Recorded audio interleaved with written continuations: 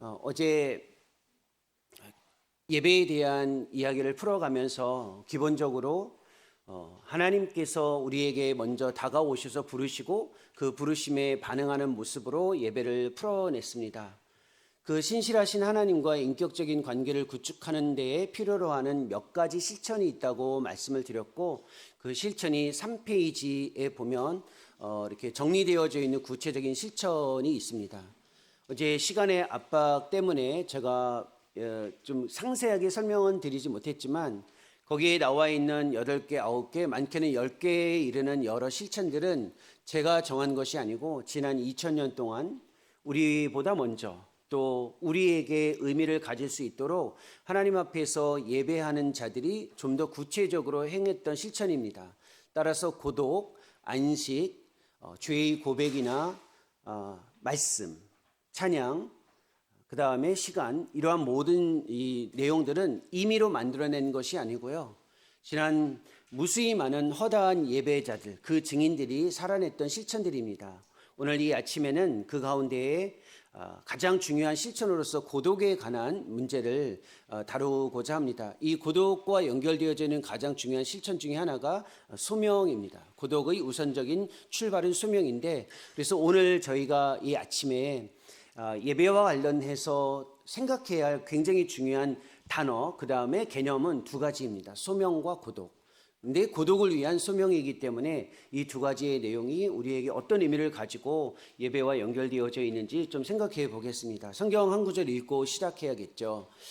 이 주제와 연결되어져 있는 가장 중요한 그리고 필요로 하는 하나님의 말씀은 빌립보서 2장 5절입니다.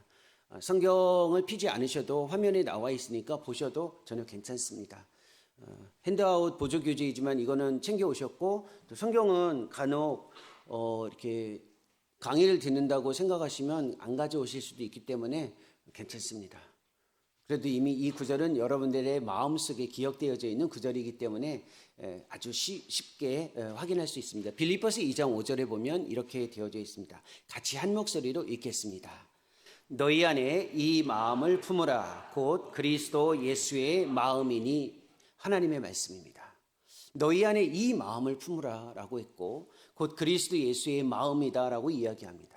내가 누구인지, 내가 어디에 속해 있는지, 내가 어떤 삶의 목적을 향해 살아가야 하는지에 대한 소명과 고독의 실천에서 가장 중요한 것은 마음에 대한 분명한 이해를 갖는 겁니다.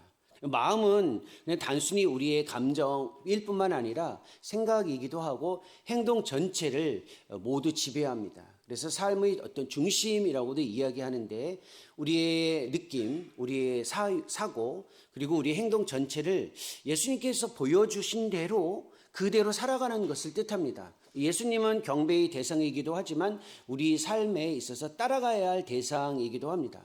그래서 가장 탁월한 삶을 살아갈 때의 기준점이 있는데, 어떤 무엇인가를 성취하는 것보다 더 중요한 것은 그리스도의 모습이 내 삶의 모습으로 나타날 때 가장 탁월하다라고 이야기합니다.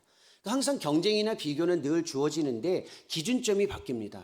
우리는 무엇인가 성취한 사람들을 가리켜 탁월하다, 우수하다, 내지는 엘리트다, 이렇게 좀 이런 표현들을 많이 쓰는데요. 성경적인 의미에 있어서 가장 탁월한 모습은 그리스도의 마음, 즉 그리스도의 모습을 내 감정과 생각과 삶에서 드러낼 때 가장 탁월하다고 이야기합니다. 어제 예배와 관련된 여러 가지 내용들을 설명하고 단순한 의미로 개념까지 제가 말씀드렸는데, 가장 생각나는 단어나 아니면 표현은 무엇입니까? 하나님께서 우리에게 예배와 관련해서 말씀해 주시고자 하는 것 중에 어젯밤에 오시지 않고 오늘 처음 오신 분들은 예외입니다. 그러니까 어제 저녁에도 계셨던 분들은 이 질문에 대해서 한번 생각해 보시죠. 물론 여전히 원칙은 동일합니다. 답변하지 않으셔도 됩니다. 그래서 생각만 하고 계시면 됩니다.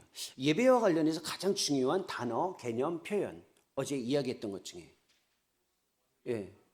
부르심, 관계의 방식. 그러니까 이 하나님과의 우리와의 관계를 위해 하나님이 먼저 부르신다라는 겁니다. 부르다라는 이 표현에 또 다른 우리 편에서의 이 정리된 어떤 개념이 무엇이냐면 소명이에요. 소명은 부르심과 연결되어져 있어요. 그래서 어제 관계의 방식의 4가지, 하나님과의 관계의 방식이 예배, 그 다음에 이웃, 공동체와의 관계의 방식에 있어서 중요한 실천으로서의 교제, 공동체의 실천을 이야기했고, 그다음에 세상과의 관계 방식에서 전도와 선교를 이야기했습니다. 그러면서 하나가 더 있다라고 이야기했는데 그것을 소명이라고 이야기했고, 어제 그 소명에 대해서는 말로만 이야기했고 풀어내지는 않았습니다. 왜냐하면 오늘 아침에 해야 하기 때문에 그랬습니다. 반복하지 않기 위해서요. 소명은 하나님의 부르심과 연결되어져 있고 부르심은 우리 편에서 소명입니다. 그러니까 소명이 무엇인지를 이해하고 확인하는 것은 모두에게 중요합니다. 나는 이미 하나님의 소명을 받았어? 라고 생각하면 안 된다라는 뜻입니다. 틀린 말은 아니지만 하나님의 소명은 그것보다 훨씬 더 포괄적입니다. 하나님이 우리를 부르시는 그 부르심의 구체적인 방식은 세 가지로 나타납니다. 그냥 주어지는 것은 아니고요. 임의로 주어지는 것도 아닙니다. 하나님의 부르심과 관련해서 많은 사람들이 이 소명을 자기의 삶과 연결시킬 때 어디에 많이 집중하냐면 하나님이 나를 어디로 부르셨을까에 집중합니다. 어디로 부르셨을까에 집중해서 부르신 하나님이 나를 분명히 어떤 일과 자리로 부르실 것이다 라고 생각해서 찾는 데에 집중해요. 수명에서 굉장히 중요한 것은 하나님이 나를 어디로 부르셨는지에 대한 찾는 것, 파인딩에 있지는 않습니다. 파인딩에 너무 집중하면 소명을 오해하거나 제한된 모습으로 이해하고 수용하기 때문에 그렇습니다. 소명에는 크게 세 가지가 있고 이 세 가지 모든 영역이 우리 모두에게 하나님의 부르심의 모습으로 주어집니다. 그 첫 번째가 자리입니다. 그러니까 좀 전에 이야기했던 것과 연결되어져 있지만 본질은 아닌데 자리예요. 그 공동체나 삶의 구체적인 영역에서 나에게 어떤 자리가 주어지고 위치가 주어진다는 것은 이미 그 자체가 소명입니다. 여러분들이 나는 어떤 자리가 주어지고 어떤 학교가 주어지고 어떤 직장이 주어지고 어떤 공동체에서 어떤 위치가 주어지면 이미 그것은 소명입니다. 근데 문제는 이것만이 소명은 아니에요. 이것이 굉장히 중요한 한 소명일 수 있지만 이것이 전부는 아닙니다. 또 하나의 소명이 있습니다. 전문적으로 내가 어떤 능력을 감당할 수 있는 기술이나 지식 이러한 것들을 보유하거나 보유할 수 있도록 참여하는 과정에 있으면 그것도 소명입니다.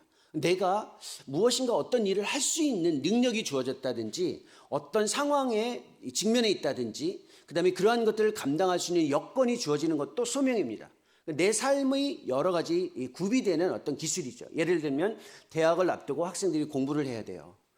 직장을 앞두고 이미 처음에 그 회사에 이제 취직을 하면 처음부터 일시키지 않습니다. 그렇죠? 유예 기간을 두고 이쪽에 연수 과정을 경험하게 합니다. 군대도 처음에 수집되자마자 자대로 가지 않습니다. 훈련을 받아서 기본적으로 훈련을 거친 다음에 보내게 되어져 있습니다. 그러니까 내가 무엇인가 지금 훈련을 받고 있다.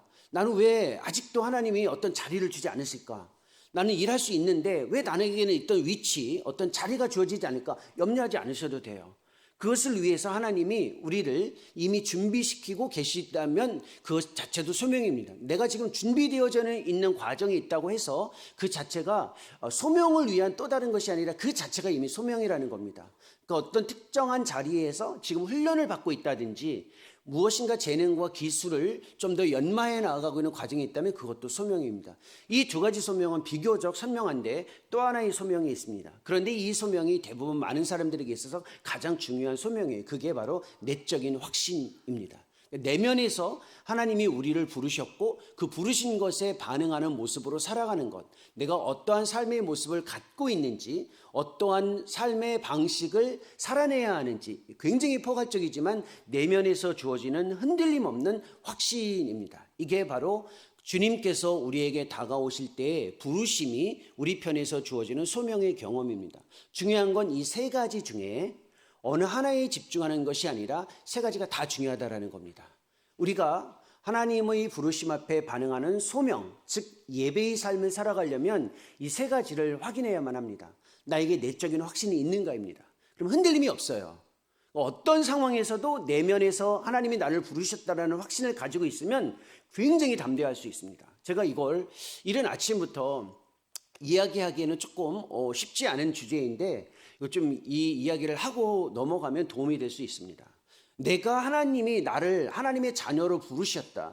하나님과의 관계의 방식, 내가 어떤 전문적인 다른 사람들이 인정해주는 능력이 안 보여져도 내가 다른 사람들이 인정해주는 어떤 자리나 위치가 없어도 하나님의 자녀로 하나님을 예배하며 하나님과의 관계 방식에 참여하는 자녀로 살아갈 수 있다는 이 확신이 없으면 앞에 있는 두 가지는 별로 의미가 없습니다. 앞에 있는 두 가지는 사실상 있을 수도 있고 없을 수도 있고 선명하지 않을 수도 있는데 세 번째의 내적인 확신은 정말로 중요합니다. 이걸 가지고 있는 사람, 이 확신을 삶에서 가지고 있는 사람이 굉장히 중요한데 하나님 앞에서 이 태도예요. 제가 유학 시절에 경험했던 굉장히 인상적인 경험이 하나 있습니다. 이제 우리가 이제 학교를 다니다 보면 요즘에도 그런지 모르겠는데 그 학창 시절에 소풍 가시죠, 소풍. 지금도 우리 아이들, 어린아이들이 있는데 초등학생이나 중학생 소풍 가나요? 자녀 있으시면 소풍 가죠. 소풍을 가면 그날은 아이에게 뭘 싸주죠? 도시락, 그렇죠? 도시락을 김밥으로 주로 싸요, 그렇죠? 그래서 도시락을 김밥으로 싸서 소풍 가면 항상 이제 김밥을 먹지 않나요? 근데 제가 이제 미국에서 유학을 할 때 소풍을 가면 그 부모님들이 같이 따라가요. 그래서 제가 유학 시절에 제 아이가 둘째 아이가 이제 소풍을 피크닉이죠. 그러니까 필드 트립이라고 합니다. 그러니까 좀 더 정확하게 말하면, 그러니까 이 소풍인데 학교 공부를 하다가 이제 필드 트립을 갈 때 부모가 따라가는데 제가 늘 제 둘째 아들이, 그러니까 아들은 하나인데 둘째가 아들이에요. 제 둘째가 소풍을 갈 때는 제가 꼭 거의 따라갔습니다, 부모로. 근데 제가 그때 인상적인 경험을 한 게 하나 있습니다. 이렇게 이제 점심시간이 되면 삥 둘러 앉아서 함께 밥을 먹습니다. 아이들이 가져온 점심을 열어요. 그렇죠? 근데 우리나라는 대부분 김밥이에요. 근데 저는 이제 어렸을 때, 아주 어렸을 때 김밥을 싸갔을 때 김밥을 한번 열어본 적이 있는데 집에서 싸준 도시락 바로 닫았습니다. 왜 닫았냐면 다른 아이들이 싸온 김밥은 너무 화려한 거예요. 근데 나의 김밥은 오늘날로 말하면 어린이 꼬마 김밥 아시죠? 그 꼬마 김밥인 거예요. 그러니까 이걸 너무 창피해가지고 되게 못 연 거예요. 어렸을 때. 나는 왜 이런 밥을 싸줬을까? 친구들이랑 이렇게 막 열어서 봐야 되는데 너무 비교되는 거예요. 그래서 먹었다 생각하고 덮고 김밥을 버린 적이 있습니다. 안타깝죠. 지금 같으면 그렇게 하지 않을 텐데. 그때는 그랬어요. 그러니까 내가 그 김밥을 먹어도 되는데 뭐라고 해요. 그렇죠? 근데 제가 그 기억을 미국에서 제 아이의 필드 트립 갔을 때 다시 한번 경험했는데 반대의 경험이었습니다. 이 점심을 먹기 위해서 아이들이 이제 도시락을 다 열었는데 어떤 아이가 또 다른 한국 아이였어요. 그 아이의 이름이 노아라는 아이예요. 지금도 기억합니다. 그 아이가 싸운 점심이 뭐냐면 순대예요, 순대. 제가 깜짝 놀랐어요. 순대를 싸운 거예요. 아이들이 다 놀라가지고 다 그러고, 야, 그게 뭐냐? 애들이 영어로 물어보는 거죠. 처음 보니까 이게 뭐냐고, 이게 순대. 저 같으면 창피해서 덮었을 것 같은데 이 아이가 뭐라고 했냐면 코리안 소시지, why? 그러는 거예요. 한국 소시지다. 너 소시지 안 먹냐? 왜? 그러는 거예요. 아주 담대하게. 그래서 엄마가 싸준 그 순대를 정말 맛있게 먹는데 하나도 굽히지 않는 그 아주 담대함에 제가 충격을 받았습니다. 하나님의 자녀로 내가 이 세상에서 살아가는데 어떤 자리에서도 흔들림 없이 내가 하나님의 자녀라는 내면의 확신이 없으면 항상 어떤 위치에, 어떤 방식에, 어떤 모습에 기울어져서 그것이 없으면 내가 예배하거나 하나님의 자녀로 살아갈 수 없다라는 위축감이 우리에게 너무 많아요. 이걸 그때 제가 그 코리안 소시지 사건으로 그때 아주 각인을 받았습니다. 우리는 하나님의 자녀라고 이야기합니다. 물론 전도하고 선교하며 우리는 끊임없이 담대하게 주님 앞에 훈련된 일꾼으로 살아가지만 내면에서 사실상 쭈삣쭈삣하고 때로는 자신감이 없고 정말 내 삶이 왜 나는 이렇게 초라할까? 나는 왜 이런 자리가 주어지지 않을까? 나는 왜 끊임없이 수십 년 동안 이렇게 준비만 하다가 인생이 끝나는 것과 같을까라는 위축감에 있다면 이 부분을 생각을 하는 겁니다. 있을 수도 있고 없을 수도 있는 건 앞에 두 가지이지만 세 번째의 내적인 확신은 반드시 있어야 할 예배의 출발입니다. 이것이 소명이에요. 따라서 소명에서 가장 중요한 것은 그리스도와의 관계를 반드시 확신하며 그 관계 안에서 그리스도께 반응하는 따름이에요. 그리스도를 따라가는 삶의 모습이 그리스도께서 나에게 어느 자리로 나를 부르셨는가 파인딩보다 더 중요해요. 그래서 예배에서 가장 중요한 그리스도의 관계 형성에서 가장 중요한 단어가 있다면 following이지 finding은 아니라는 겁니다. 그리스도를 신실하게 따르는 삶의 모습의 확신을 가지고 있으면 finding이 찾아오기 때문에 그렇습니다. 순서를 바꾸지 말라는 거예요. finding을 위해서 following을 이용하지 마시라는 겁니다. 물론 여기 있는 우리의 헌신된 일꾼들은 최소한 그러고 또 그러기 위해 노력할 뿐만 아니라 그렇게 살아가고 계실 거예요. 그렇지만 자칫 잘못하면 우리의 삶의 방식에서 파인딩에 너무 집중하고 파인딩을 위해서 관계를 이용한다라는 겁니다. 이러한 점에 있어서 우리에게 있어서 제일 중요한 이 그리스도의 부르심에 반응하는 삶의 따름, 그리고 그리스도께서 우리에게 주시는 내적인 확신을 갖는 것, 이것을 가리켜 제1소명이라고 이야기합니다. 그래서 소명의 세 가지 영역 중에 좀 더 깊이 들어가면 제1소명이라는 부분이 나와요. 이 제1소명에 대한 이해를 갖는 데 가장 도움이 되는 성경 구절이 누가복음 10장에 나옵니다. 누가복음 10장에 보면 잘 아시듯이 마리아와 마르다라는 사람이 나와요. 그렇죠? 둘 다 예수님이 사랑했던 나사로의 오누이들이었습니다. 그러니까 마리아와 마르다는 예수님께서 길을 가실 때 환대했던 인물로 나오고요. 누가복음 20장 38절에서 42절의 본문은 소명과 고독을 이해하는 데 있어서 항상 중요한 본문이에요. 여기에서 보면 마르다가 굉장히 분주하게 주님을 섬겼어요. 그렇죠? 이해하시잖아요. 마르다는 주님의 발치 아래에 앉았다라고 이야기합니다. 이 구절을 보면서 이 내용을 보면서 주님을 예배할 때 또 주님에게 예배하는 자의 삶의 모습을 드러낼 때 많은 분들이 몇 가지 좀 제한된 접근을 하는 경우가 있어요. 오해는 하지 마십시오. 오해는 하지 마십시오. 요즘에 제일 많은 젊은이들 사이에서 주어지는, 우리 다 젊죠? 윤규 형님도 젊으신 분이잖아요. 그렇죠? 저보다 형님인지 아닌지는 모르겠지만 제 편에서는 형님이라고 하면 제가 조금 더 좋을 것 같은데 뭐 형님이 아니실 수도 있어요.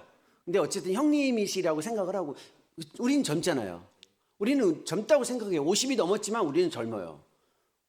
60이 넘으신 분들도 젊다라고 생각하세요. 그렇죠? 근데 요즘 우리 젊은이들이 우리끼리 가장 많은 그 대화의 주제가 뭔지 아시죠? 그게 뭐냐면 MBTI를 이제 물어보는 겁니다. 너 T야 F야? 이거 많이 물어보시죠? 아니 뭐 일부러 답변하실 필요는 없는데 좀 들어보셨죠? 그래서 딱 보면 저 사람은 E야. 왜 이렇게 막 적극적이지? 좋은 의미로. 좀 힘들 때는 왜 이렇게 나대지? 이렇게 할 수도 있고, 저 사람은 왜 이렇게 조용하지? 왜 이렇게 소심하지? I인가? 왜 저러지? 그리고 T와 F, 그죠? 이런 거 막 많이 이야기해요. 우리 젊은 분들 그런 얘기 많이 하시죠? 그것이 중요하다고 생각해서 주님의 소명과 이 성격, 기질과 많이 연결해요.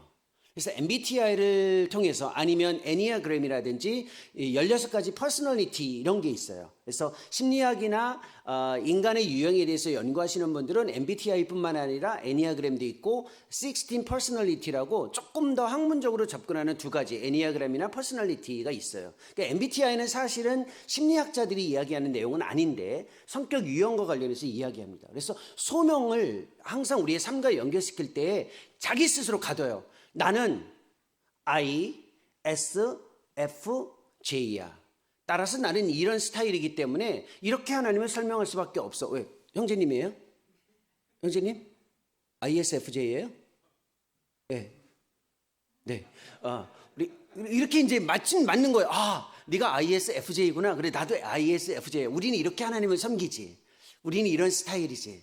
우리는 이렇게 하나님께 다가갈 수 있지라고 생각해요. 이렇게 생각하면 마리아가 마르다보다 잘하는 것 같아요. 그렇죠? 그래서 하나님을 섬길 때는 이보다 아이가 더 잘 섬길 수 있다라는 막연한 생각을 가져요. 그런데 하나님을 섬기는 이 소명, 예배는 I와 E는 특징으로 나타날 수 있어요. 우리의 삶에서. 그러나 결정적인 건 아니에요. 그리고 I가 E보다 더 잘 섬기지도 않아요. E가 I보다 덜 섬기는 것도 아니에요. 하나님을 예배하는데 I가 훨씬 더 집중해서 예배하고 E는 하나님께 집중하지 못한다, 이런 것도 아니에요. T는 늘 항상 명료한 정리가 없으면 힘들고 F는 늘 감정적인 어떤 터치가 없으면 힘들고 라고 생각할 수 있지만 하나님을 예배하고 섬기는 데는 그것이 결정적이지 않다라는 거예요. 그러니까 너무 MBTI에 기울어져서 소명과 하나님을 향한 반응에 자기 스스로를 가두지 말라는 거예요. 또 하나가 있어요. 물론 그건 사람에 대한 이해와 연결되어 있고 또 하나가 있어요. 이 마리아와 마르다와 연결되어져 있는 내용, 소명과 고독과 관련해서 굉장히 중요한 접근 중에 하나가 영적인 일과 물질적인 일을 구분하는 겁니다. 그래서 마리아는 영적인 일에 집중을 했고 마르다는 부엌에서 음식을 준비했어요. 그게 좀 물질적인 거예요. 그러니까 마르다의 일이 하급, 마리아의 일이 상급이라고 생각하는 거예요. 그래서 하나님을 향한 소명을 어떻게 하냐면 이제 하이라키로 이해하는 거예요. 이게 좀 더 높은 소명, 이것이 좀 더 낮은 소명이라고 생각하는 거예요. 누가 그럽니까? 예수님이 언제 말씀을 듣는 게 부엌에서 일하는 것보다 더 좋다라고 이야기한 적이 언제 어디에서?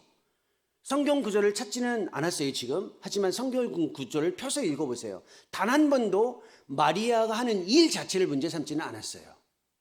영적이다, 하나님께 반응한다라는 말을 생각할 때 이거 굉장히 중요한 우리의 사고의 일종의 관점인데요.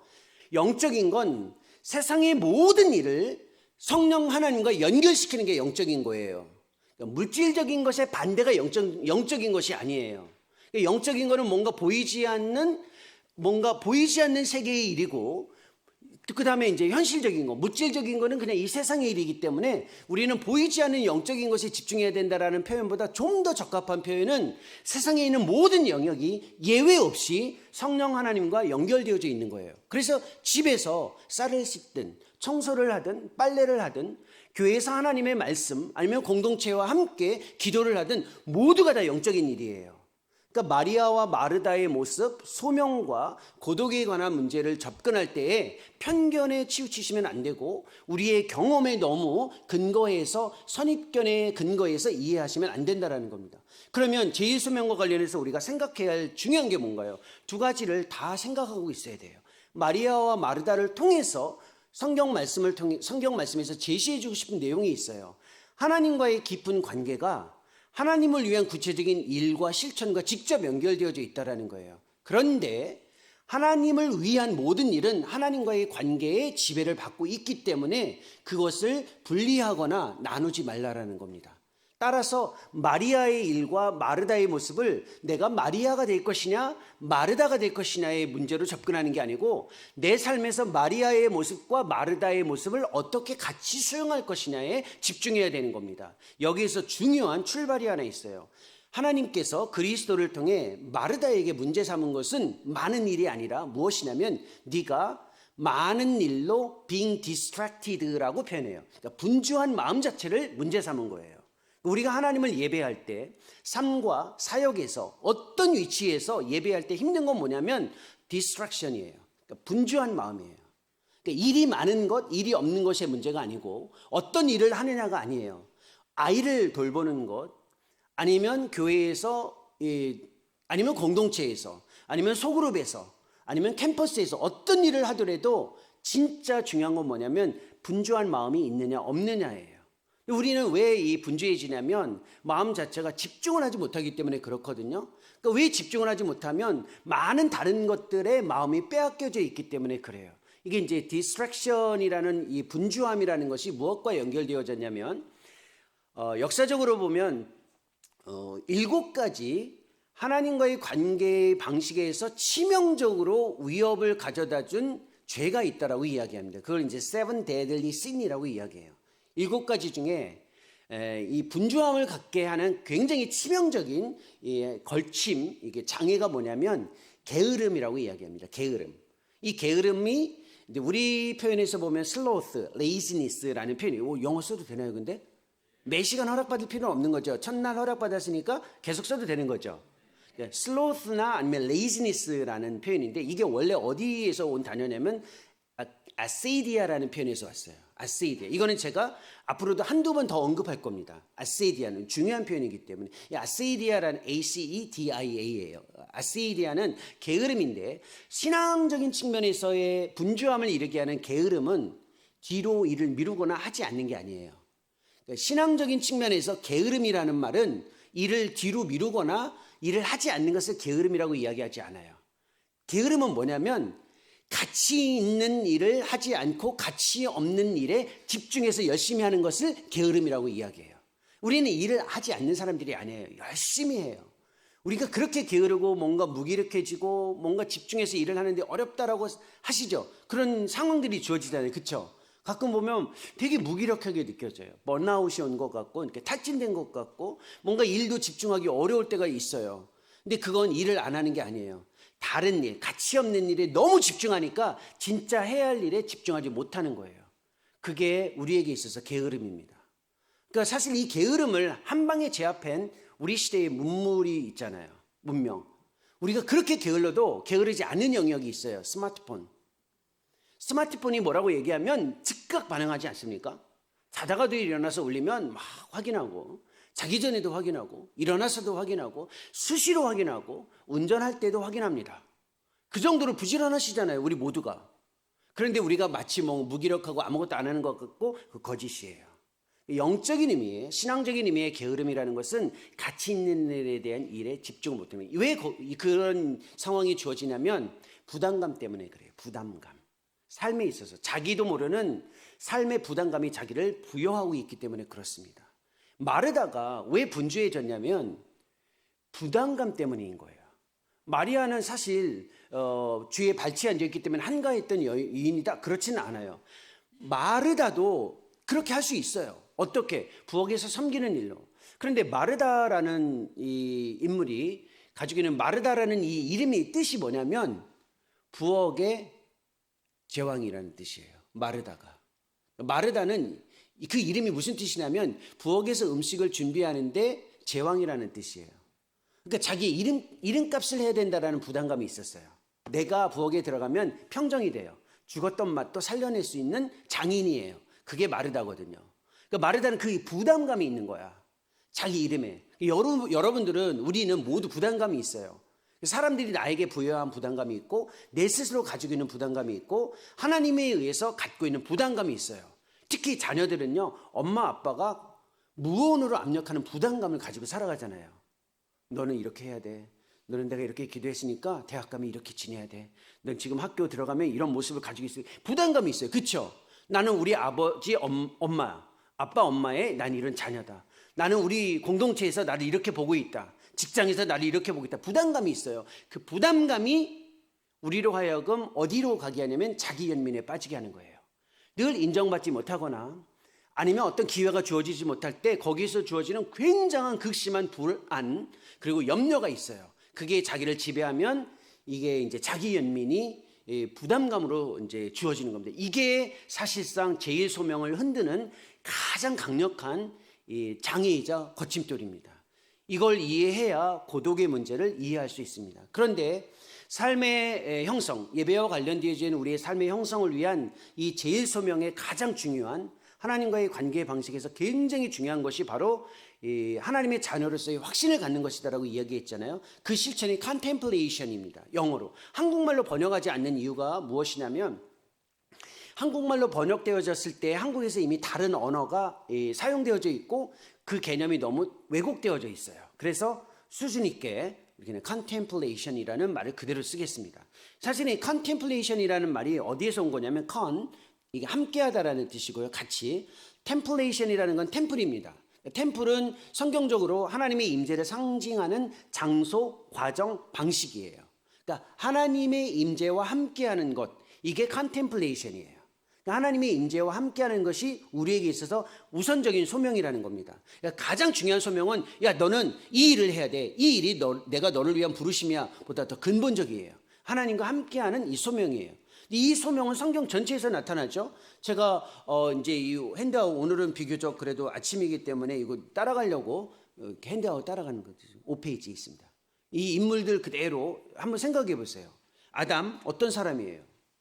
창조의 돌봄에 대한 요청을 받기 전에 그것보다 더 깊은 요청이 있었어요. 하나님과의 관계 방식에 집중하는 거였어요. 그러니까 에덴 동산을 돌보는 그 삶의 소명은 하나님의 자녀, 하나님과의 관계 방식이 먼저 우선이에요. 그것이 있을 때에 에덴 동산을 돌볼 수 있는 거예요. 그러니까 하나님과의 관계 방식 안에서 무엇인가 일이 주어졌다라는 겁니다. 그러니까 우선적인 소명이 있었어요. 컨템플레이션이 있었어요. 아브라함도 마찬가지예요. 이 세상에서 복이 되어야 하는 소명을 받았지만 하나님을 사랑하고 정말 하나님 안에서 함께 살아가는 소명이 필요했어요. 그래서 아브라함이 늘 경험했던 건 알지 못하는 땅으로 다닐 때에 하나님과 함께 해야 된다라는 그 소명을 가지고 알지 못한 땅으로 가는 거예요. 그러니까 우리가 불안한 건 뭐냐면 내가 이제 살아보지 못했던 알지 못했던 새로운 영역으로 가야 된다. 하나님이 함께 계시겠지. 아니에요. 하나님이 함께 계시기 때문에 그 함께 계심이기 때문에 어디든 가도 괜찮은 거예요. 이 방식이 아브라함에게도 주어졌어요. 모세도 마찬가지예요. 백성을 인도해야 한다는 어마어마한 소명이 주어졌지만 항상 모세에게 주어지는 우선적인 소명이 무엇이냐면 하나님과 함께하는 소명이었어요. 이것을 분명히 확인했을 때에 이스라엘 백성을 인도하는 지도자로서의 소명이 주어진 거예요. 그러니까 소명의 가장 우선적인 이 개념, 하나님과 함께하는 것입니다.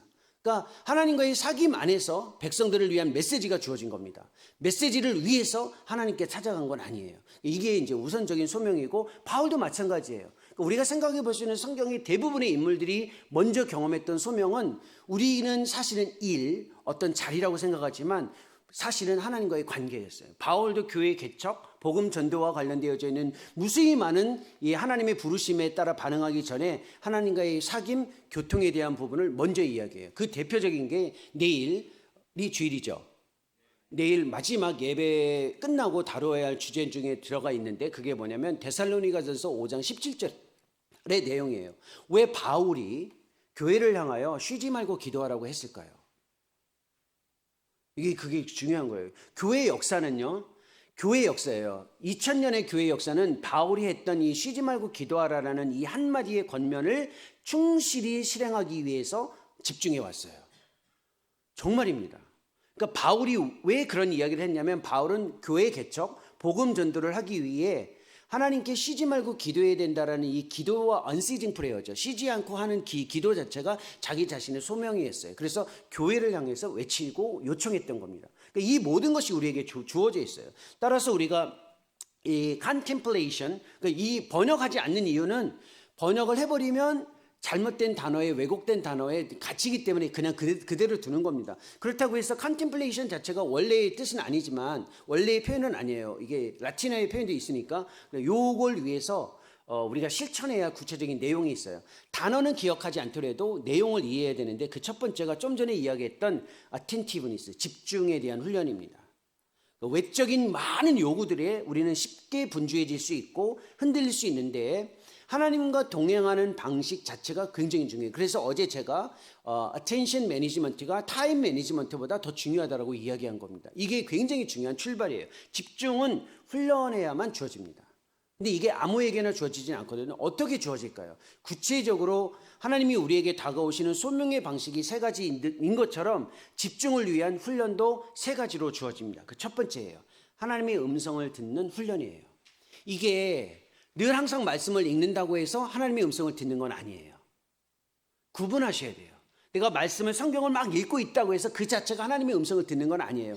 음성을 듣기 위해 하나님의 말씀에 다가가야 되는 거거든요.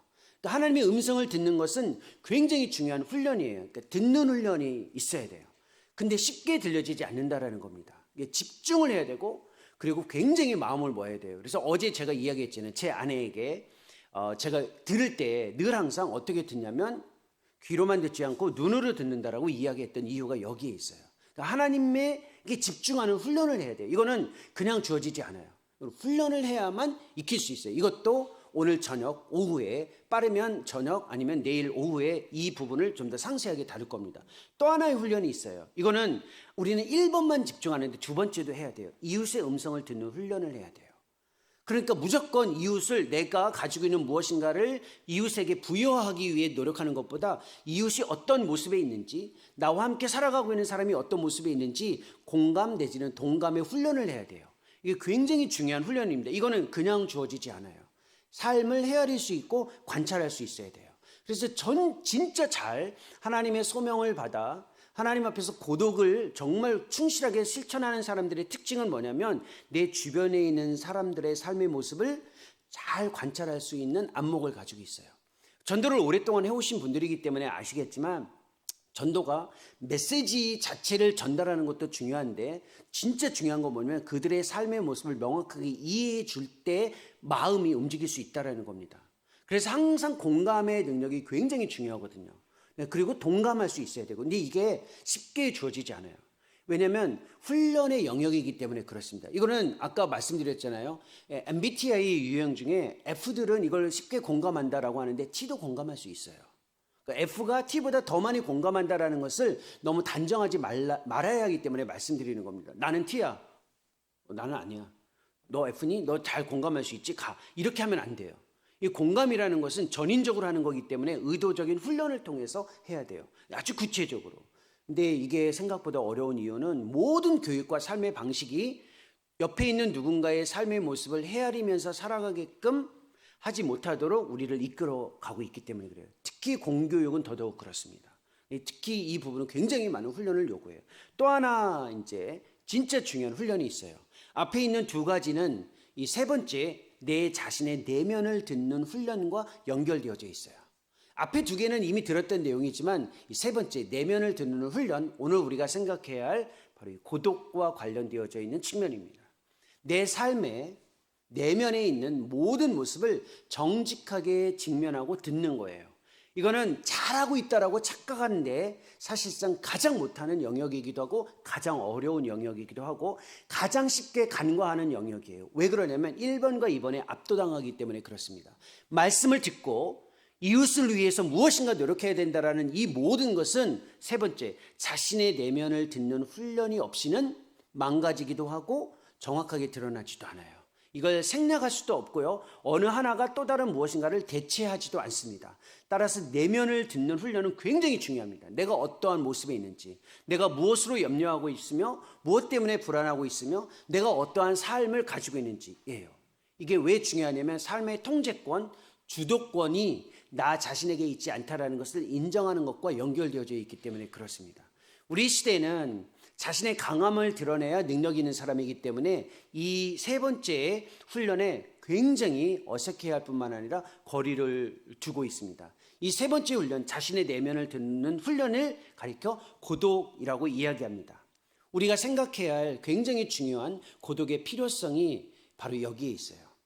내가 스스로 변화하지 않으면서 누군가를 변화시키기 위해서 노력하는 사람들이 제일 위험해요.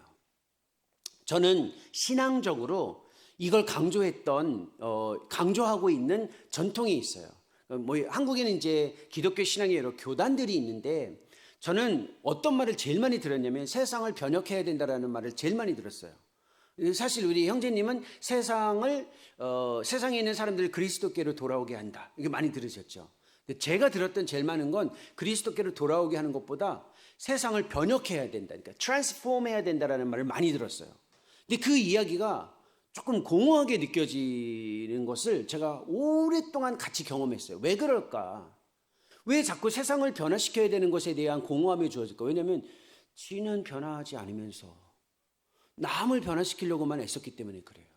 자기 자신에 대한 변화를 하지 않고 누군가를 변화시킬 수 있다는 것은 가장 위험해요. 정말입니다. 그러니까 하나님과의 관계 안에서도 마찬가지예요. 하나님은 우리에게 스스로에 대한 완전한 변화를 통해서 우리에게 변화를 요구했어요. 그게 성육신이잖아요. 그리고 우리도 누군가에게 다가갈 때 그렇게 다가가야 돼요. 자기 자신의 변화 없이 누군가에게 다가가는 것은 가장 위험한 거예요. 그리고 가장 무례한 거고 가장 폭력적인 거예요. 사실 하나님이 제일 싫어하는 것 중에 하나가 여기에 있어요. 그래서 하나님의 음성을 듣는 훈련, 이웃의 음성을 듣는 훈련과 동시에 세 번째, 자신의 내면을 정확하게 듣는 훈련은 정말로 우리의 전도, 우리의 선교, 우리의 이웃의 삶의 변화를 위해서 반드시 피할 수 없는 영역이에요. 이걸 모두 오랫동안 간과해왔기 때문에 삶의 변화가 그리고 하나님이 원하시는 예배가 생각보다 어려웠던 이유입니다. 그래서 예배의 가장 중요한 실천을 가리켜 고독이라고 이야기합니다. solitude라고 이야기해요. loneliness는 아니에요. 아침에 이렇게 머리를 많이 쓰도록 제가 막 영어를 좀 평소보다 많이 쓰고 있는데 그래도 잘났다 이렇게 생각하지 마시고요. 이 표현이 좀 중요하기 때문에 고독이라는 단어가 굉장히 실존도 조금 어렵다.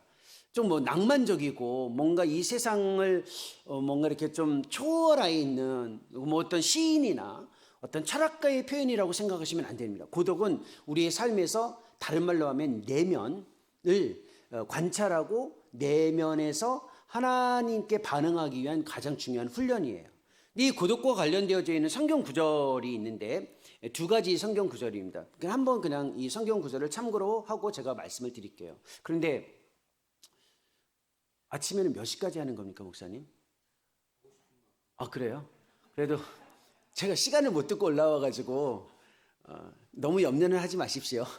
어제도 그 얘기 했죠. 그래도 어제처럼은 하지 않으니까 조금 염려하지 않으셔도 됩니다. 오늘 또 아침 식사도 하시고 그래야 되니까 너무 부담 갖지 않으셔도 됩니다.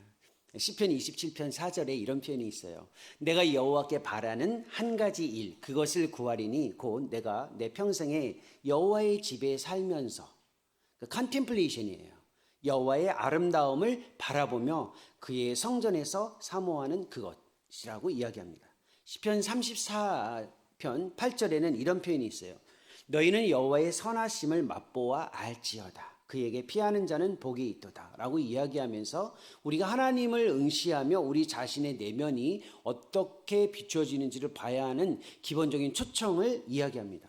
고독과 관련되어져 있는 성경의 출발이 뭐냐면 바로 무엇이냐면 하나님의 선하심을 맛보아 아는 것, 그리고 그 아름다움을 응시하는 거예요.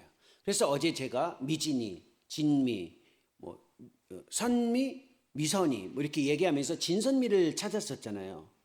하나님은 아름다우신 분인데 그 아름다움을 응시할 때 자기 자신의 내면이 비추어져요. 근데 어제 이야기했잖아요. 이 아름다움을 응시하는 것을 우리는 항상 주저하거나 회피해요. 기본적인 본성이에요. 우리의 영혼은 이미 아름답고 그리고 선명한 것을 거울처럼 비추어 보는 것에 대해서 주저하거나 회피해요. 왜? 반응해야 하기 때문에 그렇습니다. 나는 반응할 준비가 되어져 있다? 그렇게 생각하시면 안 돼요. 쉽게 그 모습이 너무나도 놀랍고 너무나도 충격적이고 너무나도 당혹스럽기 때문에 많이 관찰하지 않고 훈련하지 않고 들여다보려고 하지 않기 때문에 이 구절은 굉장히 중요합니다. 거룩한 것을 들여다보는 이유는 내 내면을 거룩한 것과 비추어 봐야 하기 때문에 그렇습니다. 그러니까 내가 내면을 보려면 항상 우리가 우리의 얼굴을 볼 때 거울이 필요한 것처럼 내면을 보려면 그냥 들여다보는 게 아니라 하나님 앞에서 들여다보는 거예요. 그러니까 하나님이 내 내면의 거울이 되는 거거든요. 그러니까 비추어 보는 거죠. 공동체가 우리에게 거울이 됐고 때로는 하나님이 우리에게 거울이 되는데 고독의 훈련의 가장 중요한 출발은 그냥 들여다보는 게 아니라 하나님에 의해 하나님을 거울 삼아 자기 자신의 내면을 비추어 보는 거예요. 이것이 진짜 어려운 이유 중에 하나가 무엇이냐면 우리의 소명의 컨템플레이션이라고 했는데 즉 하나님의 임재 안에 계속 참여하는 방식, 그 내적인 확신을 가지고 살아가는 것이라고 이야기했는데 그게 어디에서 주어지냐면 사실상 광야의 경험을 통해서 주어져요. 이스라엘의 역사를 보면요. 성전이 이루어지는 예루살렘 성전이 이루어지는 그 시점에 이르기 전까지 이스라엘 백성들은 애굽에서 떠나서 광야를 경험해야만 했습니다. 근데 이 중요한 어떤 포인트가 여기 하나 있는데 이스라엘 백성들이 애굽을 떠나서 출애굽 있죠. 애굽을 떠나서 약속의 땅으로 갈 때에 지리적으로 어느 지역을 가도 사방이 광야예요. 광야를 거치지 않고 예루살렘 아니면 약속의 땅으로 들어갈 수가 없었어요. 약속의 땅은 반드시 광야나 아니면 이 굉장히 난지, 그러니까 어려운 지역을 통과해야만 합니다. 그래서 고독의 실천을 성경적으로 말하면 일종의 광야의 경험이라고 할 수 있어요. 그러니까 어려운 거예요. 피하고 싶고 가고 싶지 않죠. 아우토반과 같이 잘 길들여져 있는 프리웨이, 고속도로를 가고 싶잖아요. 근데 이 광야는 생각보다 거칠고 쉽지 않습니다. 굉장히 쉽지 않은 길이에요. 어쨌든 이걸 피할 수가 없어요. 우리가 이 고독을 경험한다라는 말은 신앙에서 광야를 경험한다라는 것과 연결되어져 있습니다. 그러면 고독이 무엇인지, 우리는 어떻게 실천해야 하는지를 이해하고 조금 다지면 도움이 될 수 있습니다. 고독에 대해서 조금 말씀드릴게요. 고독은 성경적으로 보면 내가 홀로 건강하게 거할 수 있는 능력입니다. 고독은 사실은 훈련이지만 능력일 수 있어요. 정신적이고 영적이고 그다음에 신체적이고 전인적으로 건강하게 성숙하는 가장 중요한 기준 중에 하나가 홀로 건강하게 거할 수 있는 능력이라고 이야기하는데 바로 이것이 우리에게 필요하고 고독은 바로 홀로 거할 수 있는 능력과 직접 연결되어져 있습니다. 우리 이제 저기 아이들이 이제 와서 앉아 있어요. 그렇죠? 아주 훌륭한 아이들이에요. 그러니까 엄마 아빠와 함께 물론 이제 저 훌륭함은 엄마 아빠에 의해서 결정된 거예요. 본인들이 온 게 아니라 엄마 아빠가 데리고 왔으니까 이제 여기 앉아 있는 건데 진짜 훌륭하거든요. 이제 학교를 가요. 이제 초등학교 갈 나이인가요? 아니면 어린이집, 유치원? 초등학교 이제 가죠. 초등학교를 갈 때 이렇게 반응할 수 있어요. 엄마 학교 갔다 올게 할 수도 있고 엄마 나 학교 가기 싫어 라고 할 수도 있어요. 근데 유치원에 다니는 아이들, 어린이집 가는 아이들 첫 번째 자녀가 있으시면 한번 생각해 보세요. 아이들 어떤 아이들은 뒤도 안 돌아보고 가요. 그렇죠? 막 가요. 친구들을 보고 싶어서. 어떤 아이들은 끝까지 울어요. 안 가겠다고.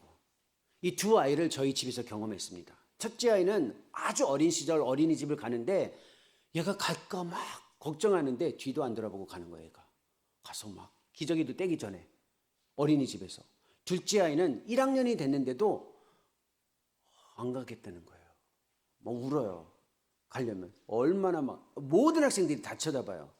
근데 이걸 왜 이야기하냐면요, 우리가 건강하게 성장할 때는요 홀로 있을 수 있는 것에 대해서 두려워하지 않아요. 왜 아이들이 학교 갈 때 그냥 가는 줄 아세요? 돌아올 수 있다는 걸 알고 확신할 때 가는 거예요. 학교를 가는데 내가 다시 엄마 아빠를 있다 끝나고 볼 수 있는 확신이 없으면 절대 못 떨어져요. 우리도 마찬가지예요. 고독이라는 것은 혼자 있을 수 있는 능력이라고 이야기했지만 관계 안에서만 주어지는 거예요. 하나님과의 관계 안에서 내가 혼자 홀로 있을 수 있다라는 그 경험을 하는 것이 중요한데 하나님과의 관계를 확신할 때만 이 능력이 주어진다라는 거예요. 그냥 주어지지 않아요. 자녀의 성장과도 연결되어져 있습니다. 그러니까 고독이라는 것은 그냥 하는 실천이 아니고 하나님과 좀 더 깊고 건강한 관계 형성의 가장 중요한 토대, 기초의 역할을 합니다. 그런데 이것이 공동체와도 연결되어져 있어요.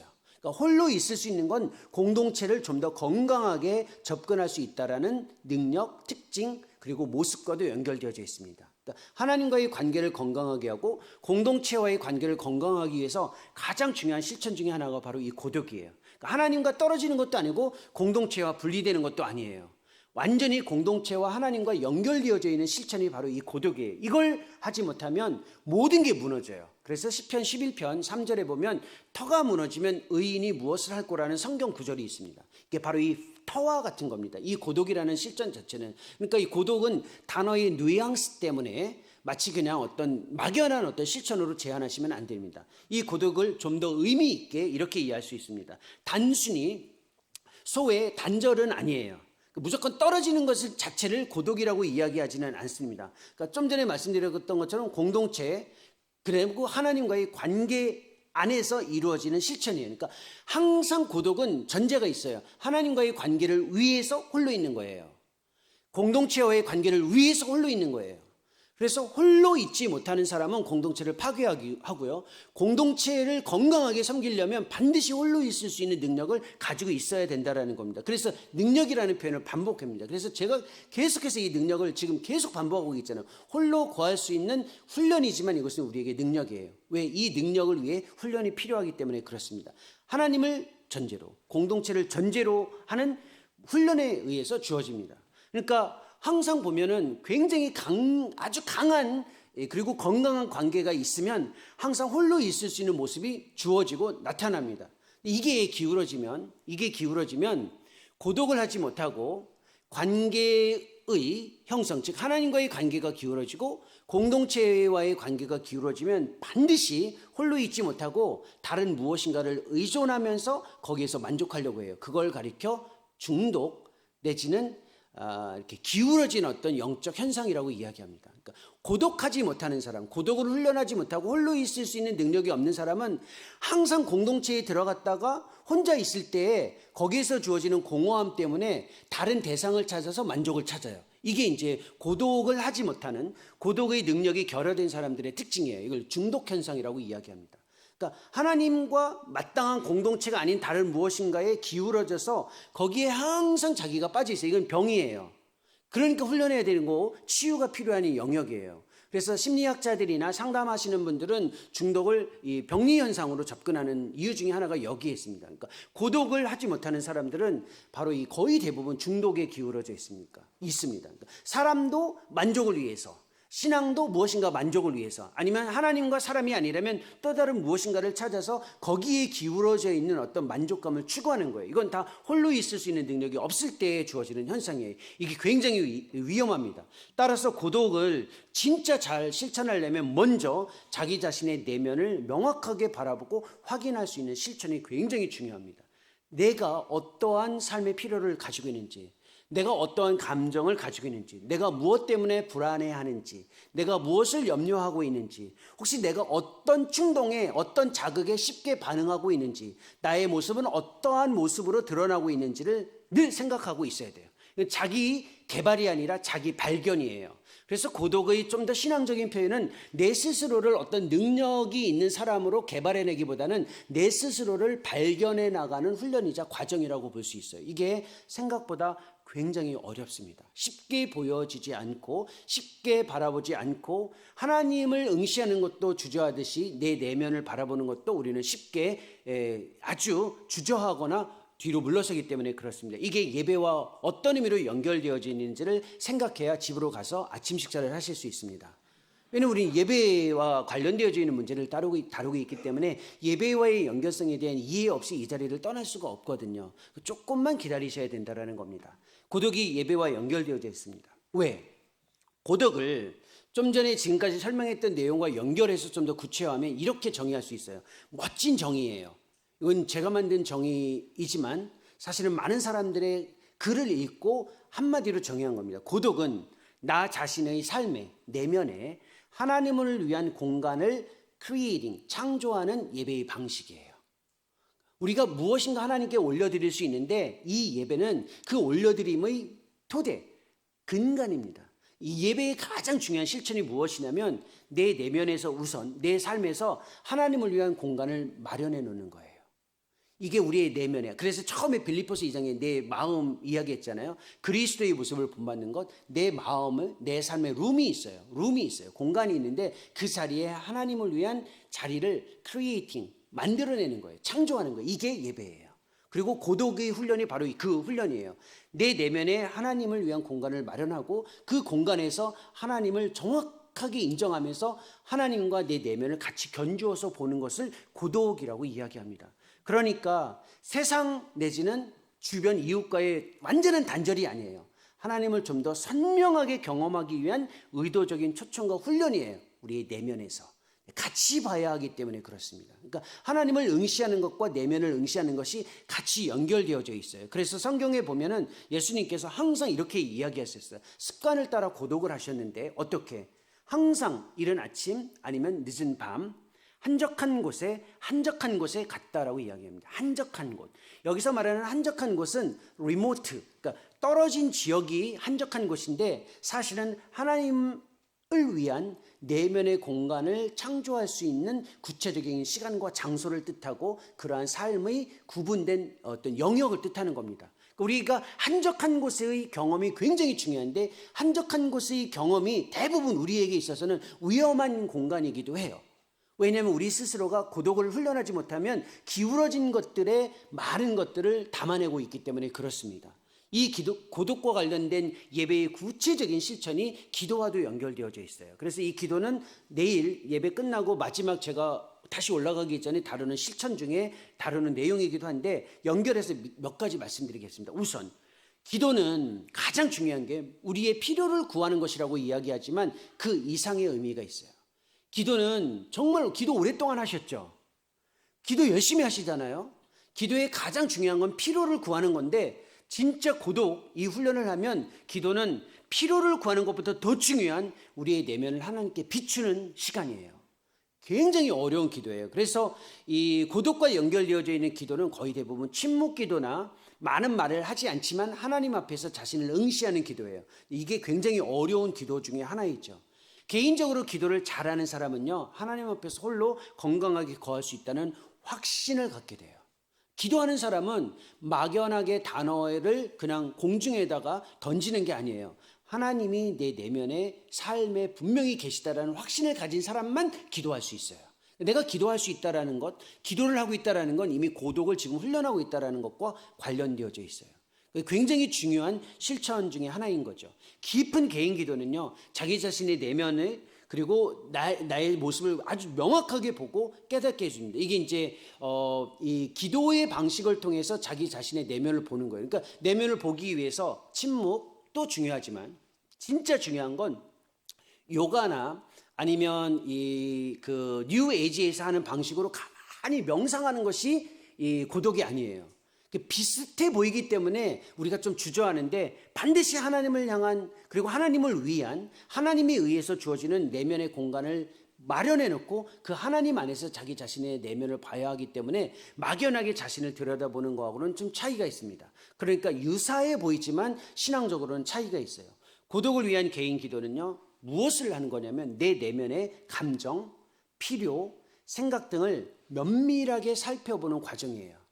그러니까 우리의 언어를 하나님께 막 담아내는 것보다 더 중요한 것은 그 언어를 이끌어내기 위해 내 내면에 무엇이 있는가를 먼저 하나님 앞에서 비추어 보는 훈련이에요. 이 기도는 침묵 기도하고도 연결되어져 있기 때문에 생각보다 굉장히 어렵습니다. 제일 어려운 기도가 사실은 이 내면의 고독의 이 의미를 담아내기 위한 침묵 기도예요. 그 언어를 사용하지만 그 언어가 외적으로 드러나지 않고 내면에서 하나님을 향해서 견주어 보고 비추어 보는 기도이기 때문에 어렵습니다. 생각보다 어렵고 쉽지 않아요.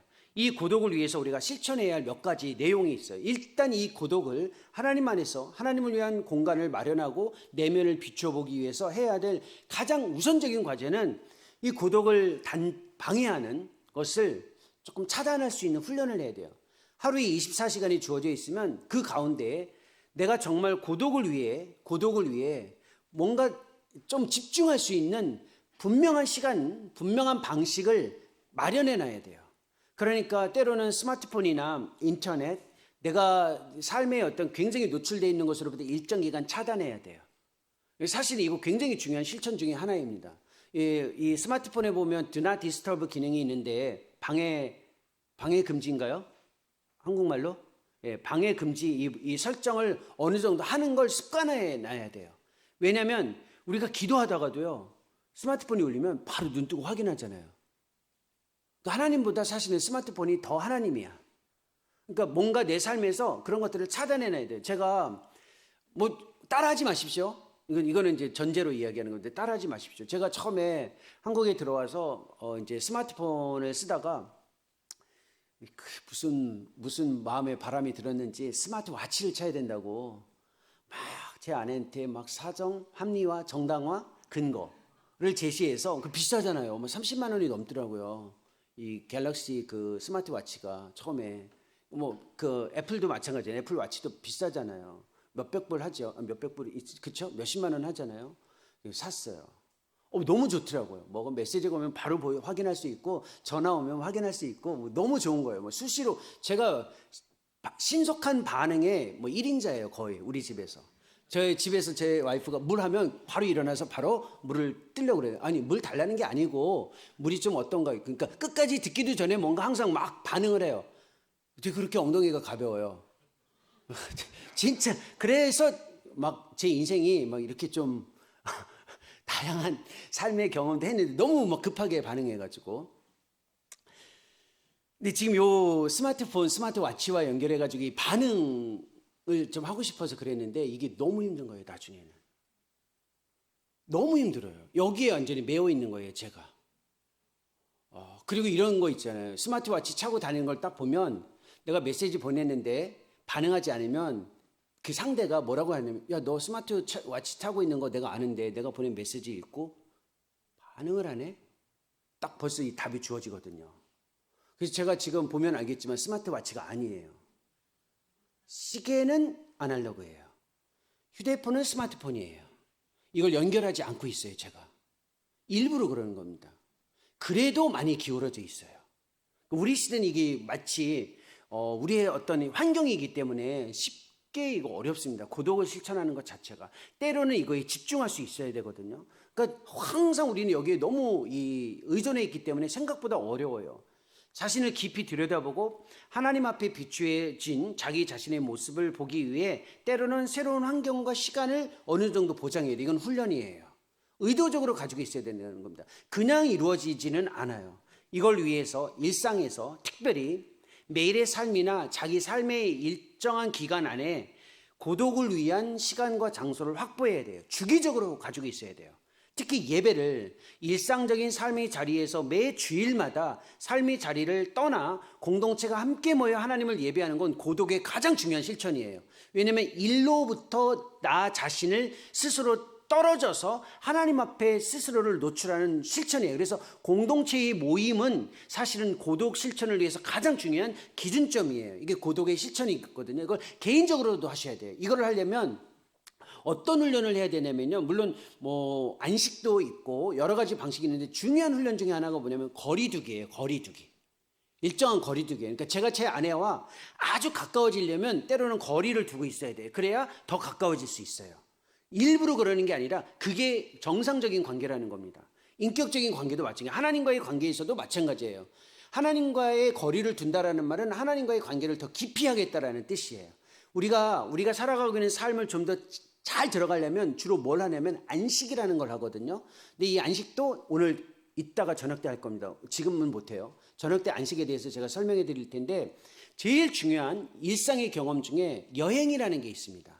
여행이 일종의 거리두기, 소여라고 이야기하죠. 거리두기인데 여행은 시간을 내서라도 하셔야 돼요. 정말입니다. 이건 사치가 아니에요.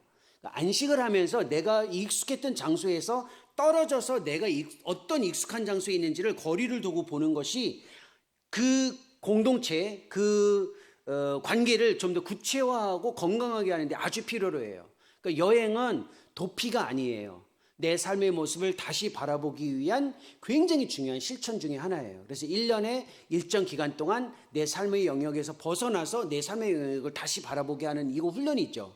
여름에 뭐 휴가를 간다든지 겨울에 휴가를 간다든지 분기별로 연차를 쓴다든지 이거 굉장히 중요한 훈련입니다. 사실은 제가 유학생활과 선교생활을 거의 18, 19년 정도 했다고 말씀드렸잖아요. 그 기간에 가장 큰 유익 중에 하나가 뭐냐면 대한민국을 가장 선명하게 볼 수 있었다라는 거예요. 이상하죠? 한국에서 살아갈 때보다 한국에 떠났을 때 한국이 더 잘 보여요. 이게 아이러니입니다. 그러니까 내가 내 삶의 모습 안에 갇혀 있기보다는 내 삶의 모습을 다시 바라보기 위해 하나님의 관점으로 내 삶을 보는 것 자체가 사실 굉장히 중요한 훈련이에요. 그러니까 삶 자체와 연결되어져 있는 훈련이죠. 그러니까 혹시 만약에 단절되어져 있는 삶의 상황과 위치가 주어졌다면 그것 때문에 너무 힘들어하지 마세요. 고립이 주어질 수도 있어요. 살다 보면. 그렇지 않나요? 때로는 무엇인가 누군가에게 다가가고 싶지만 다가가지 못할 때가 있어요. 저희 가족이 미국 유학 생활을 끝내고 처음 나이로비로 갔을 때 정말 외로움에 절절맸어요. 그게 이제 고립입니다. 근데 그 고립을 고독으로 바꾸는 건 우리의 몫이었어요. 그게 이제 생각보다 어려워요. 지금 삶을 살아가면서 정말 힘드신 분들이 있어요. 젊은 시절 내가 선교회를 위해서 학생들을 위해서 그렇게 불타는 헌신, 그렇죠? 헌신을 했는데 어느 순간인가 마치 나는 지금 외로운 자리, 정말 누구도 인정해주지 않는 자리, 외로움의 자리에서 그냥 내가 뭘 하고 있는가라는 어떤 삶의 위치에 계신 분들도 있어요. 그러면 지금 그 자리에서 소명의 세 가지, 자리나 전문성이 명확하게 나타나지 않더라도 내면에서 주어지는 하나님을 따르는 그 내적 소명을 지속할 수 있어야 돼. 그게 이제 고독이에요. 지금 그 일의 시간일 수도 있어요. 이게 어떤 사람에게는 오래 가기도 하고요. 어떤 사람에게는 생각보다 굉장히 힘들게 주어질 수도 있어요. 차이는 있습니다. 그러나 중요한 실천입니다. 이것과 관련해서 한두 가지만 이야기하고 좀 정리를 할게요. 파커 팔머라는 분이 있는데 교육가로도 알려져 있고 신앙적으로 이제 퀘이커에 이제 속해 있는 분인데요. 이분은 뭐 기독교 교육뿐만 아니라 일반 교육에서도 잘 알려져 있는 분이에요. 교육할 때는 팔머라는 분을 정말 이제 많이 집중을 하는데 이분이 고독과 관련해서 이렇게 이야기했습니다. 진짜 고독을 잘하려면 먼저 하나님 앞에서 하나님을 위한 공간을 내면에서 만들려면 삶의 통제권을 어디에 두고 있는지 먼저 확인해라 라고 하면서 삶을 있는 그 자체로 두라고 이야기합니다. 그래서 고독의 제일 중요한 실천이 뭐냐면 내 중심성, 내가 통제하려고 하는 것에서 스스로를 일단 주저하거나 아니면 일단 의도적으로 차단해야 돼요. 그게 무슨 말이냐면 삶을 있는 그대로 두는 훈련을 해야 돼요. 굉장히 어렵습니다. 아이들도 마찬가지예요. 부모가 아이들을 키울 때 이제 제 아내와 저의 차이예요. 제 아내는 굉장히 담대하고 지혜로워요. 근데 저는 굉장히 소심하고 성급해요. 사실이에요. 근데 제가 제 아이들을 키울 때 보면 저는 아이의 모습을 보고 빨리 다가가요. 제가 그랬죠. 엉덩이가 가볍다고. 누구에게든지 사실은 그런 편이거든요. 애가 넘어지면 빨리 달려가요. 근데 제 아내는 그냥 둬. 스스로 좀 기다려 라고 이야기해요. 항상 보면. 근데 저는 어렸을 때 애가 넘어지면 막 바로 가서 이렇게 세워요. 근데 진짜 아이가 건강해지려면 아시잖아요. 넘어져서 울 때 조금 기다려줘야 돼요. 그래야 스스로 일어날 수 있는 게 무엇인지를 배우거든요. 그러니까 하나님도 우리에게 우리가 건강하게 자라가는 하나님을 예배하는 자로 두기 위해서 때로는 그냥 두실 때가 있어요. 그러니까 우리 편에서는 섭섭해요. 그렇죠? 울어도 반응하지 않는 엄마 아빠. 그 애들한테는 진짜 당신이 내 엄마 맞아? 막 이렇게 말로는 안 하지만 그 감정적으로 몸으로 얘기하는 거죠. 우리도 하나님께 그렇게 이야기하거든요. 이걸 먼저 훈련해야 돼요. 하나님은 우리에게 이걸 훈련하고 싶어 하기 때문에 때로는 그냥 둬요. 그러니까 우리도 그냥 둬야 되는 거예요. 만약에 이 삶을 그 자체로 두는 훈련을 하지 않으면 늘 항상 불안해하고 불평하고 불신하게 돼요. 또 자신을 제외한 모든 것의 변화만이 대안이라고 이야기하면서 거칠게 살아가요.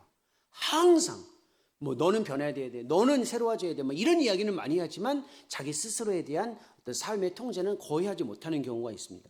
내면에서 주어지는 자기의 음성을 선명하게 듣기 위해서는 일단 삶을 그 자체로 두는 것이 필요해요. 이 과정을 이해해 줘야 돼요. 사람들에게. 그러니까 같이 해나가야 할 경험이죠. 이 고독은 공동체하고도 연결되어져 있습니다. 좀 전에 이야기했잖아요.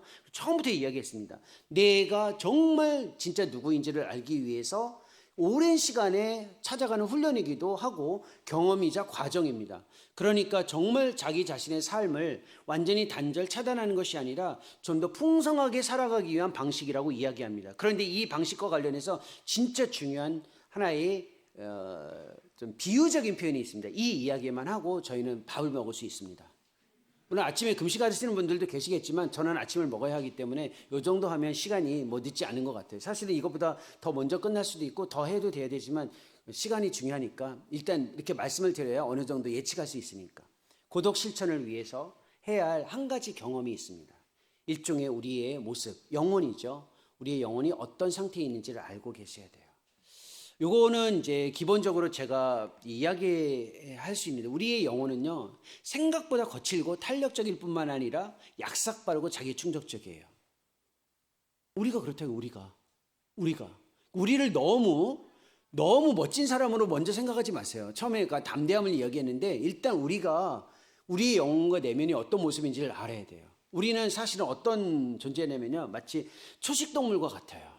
제가 케냐에 있다가 떠나기 전에 마지막 사파리를 경험했어요. 사파리 해보신 적 있어요? 혹시 아프리카에서? 네, 목사님 해보셨나요? 근데 혹시 목사님 언제 하셨는지 모르겠지만 이 사파리가 우리 내셔널 지오그래픽 같은 다큐멘터리에 보면 미그레이션 하는 게 있어요. 큰 우리 동물들이 아프리카의 그 초식 동물들이 막 떼를 지어서 막 이동하는 거 보셨죠? 그게 이제 강을 건너잖아요. 그렇죠? 그게 탄자니아와 이 케냐를 오고 가는 그 경계선이에요. 그 사파리를 보는 건 1년에 2번이에요. 그리고 그걸 보려면 돈이 어마어마하게 비싸요. 그때 가면. 그리고 저는 그때 간 게 아니고 평시에 갔어요. 아프리카에 이제 사파리를 보려면 남아프리카 공화국이든 아프리카 모든 지역에 거의 사파리들이 있거든요. 도시에서 떨어져 있는데 차를 타고 대부분 짧게는 6시간, 길게는 8시간 운전을 해서 가요. 굉장히 길게 들어가는 겁니다. 왜냐하면 아프리카는 생각보다 커요. 대륙이. 그 길을 쭉 가는데 운전을 해서 갑니다. 운전을 해서 쭉 가면 이제 국립공원에 들어갑니다. 사파리 국립공원에 들어가는데 사파리 국립공원에 들어갈 때 걸어 들어가면 공짜. 차를 타고 들어가면 돈을 내야 돼요. 왜 그럴까요? 걸어서 갈 수 없다라는 거예요.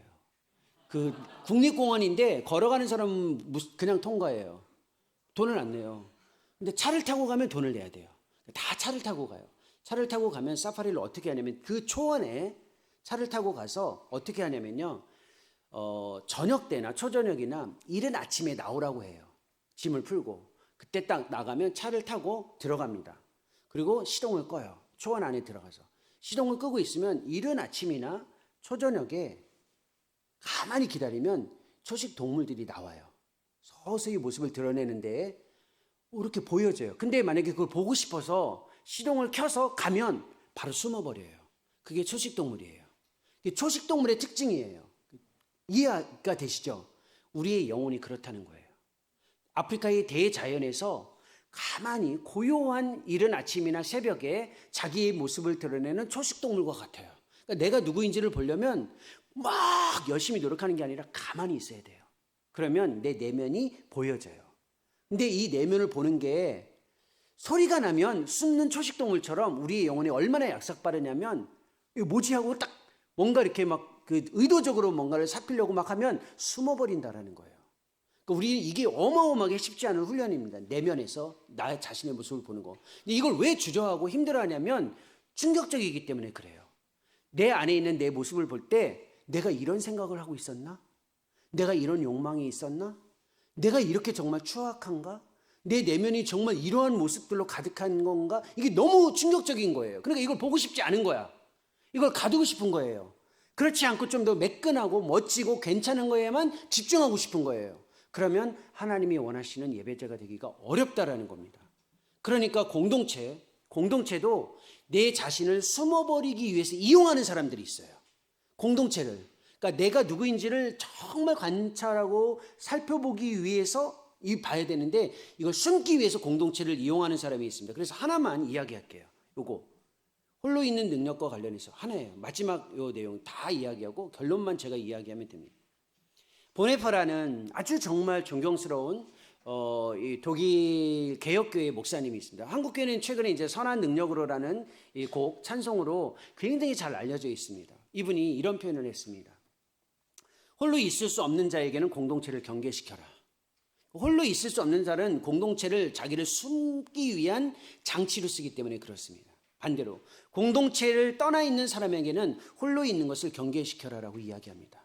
아이러니하게도 홀로 건강하게 할 수 있는 능력이 필요한 이유는 공동체 때문에 그렇습니다.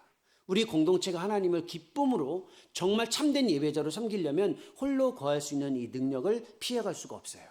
이걸 많이 언급하지 않고 이것을 깊이 다루지 않고 함께 모여서 무엇인가를 해야 되는 것에만 집중하면 자기 자신을 정직하게 들여다보지 않고 공동체를 이용하는 위험에 빠집니다. 이걸 이야기하는 이유는 이걸 이야기하지 않으면 안식이나 찬양이나 기도나 공동체의 모임에서 이루어지는 모든 예배가 무너지기 때문에 그렇습니다. 그런데 진짜 중요한 건 안식, 찬양, 고백, 기도, 말씀, 공동체의 모임이에요. 그걸 위해서 아마 저를 부르신 것 같아요. 궁금하시면 저녁 때 오시면 이어서 그 내용을 이어가도록 하겠습니다. 같이 한번 기도하겠습니다. 하나님, 우리의 삶에 부르심이 우리에게는 소명으로 주어진다는 것을 다시 확신합니다. 우리에게 분명한 자리가 있을 수 있고 우리를 전문적인 능력으로 구비시킬 수 있지만 무엇보다도 중요한 내면에서 하나님과 함께하는 하나님의 은혜 안에 참여하는 이 소명에 반드시 흔들림 없이 확신하며 살아갈 수 있도록 은혜를 베풀어 주옵소서. 우리가 이 소명을 위해 고독이라는 피할 수 없는 신앙의 실천을 직면할 수 있게 해주시고 우리의 내면에 하나님을 위한 공간, 자리를 끊임없이 창조하며 하나님의 비추인 우리 자신의 모습에 놀라기보다는 정직하게 있는 모습 그대로 내어드리는 훈련을 통해 공동체의 모든 섬김, 예배, 삶의 자리에서 하나님을 더욱 신실하게 경험해 가게 해 주옵소서. 예수님의 이름으로 기도합니다. 아멘.